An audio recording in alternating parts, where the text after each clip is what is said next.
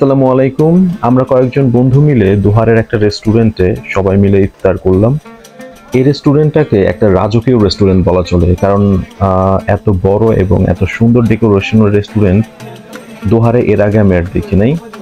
তো আমি সহ আমার প্রত্যেকটা ফ্রেন্ডেরই হচ্ছে রেস্টুরেন্টটা খুবই পছন্দের, সেজন্য হচ্ছে পরপর দুইবার আমরা ইফতার করলাম এই একই রেস্টুরেন্টে।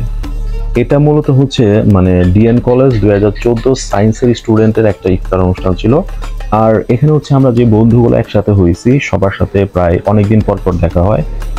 বলা চলে বছরে একবার বা বছরে দুইবার, আবার এমন অনেকে আছে যাদের সাথে হচ্ছে মানে প্রায় 3-4 বছর পর পর দেখা হয়, কারণ হচ্ছে দেশের বাইরে থাকে। তো যেহেতু আমাদের অনেকদিন পর পর দেখা হয়, তাই হচ্ছে সবাই সবার সাথে মানে কথা বলা বা হচ্ছে বিভিন্ন টপিক আড্ডা দেওয়া নিয়ে হচ্ছে বেশি ব্যস্ত ছিলাম।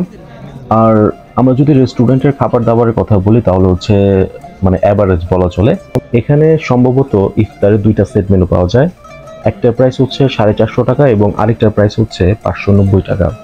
আমরা এখানে 590 টাকার সেটটাই নিয়েছিলাম। তো যার মধ্যে ছিল হচ্ছে 2 থেকে 3 টাইপের ফল, হালিম এবং হচ্ছে ডিম চপ, শরবত, পানি এবং তার সাথে হচ্ছে চিকেন তান্দুরি এবং হচ্ছে নান এবং একটা তার সাথে মিনি শর্মা। তো কোয়ান্টিটি ভালোই বলা চলে, মানে একজনের জন্য যথেষ্ট পরিমাণ কোয়ান্টিটি।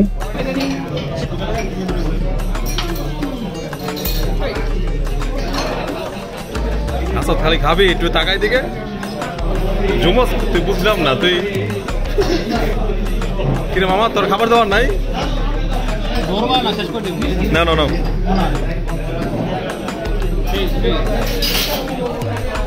মুরাদ মামা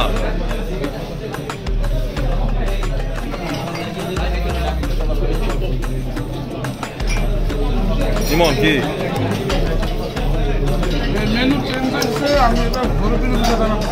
আচ্ছা মেনু চেঞ্জ হয়ে গেছে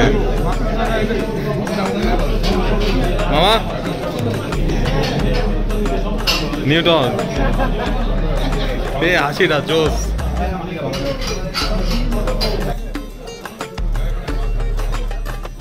তুই বেটার মান সম্মান রাখবি কিছু কম মামা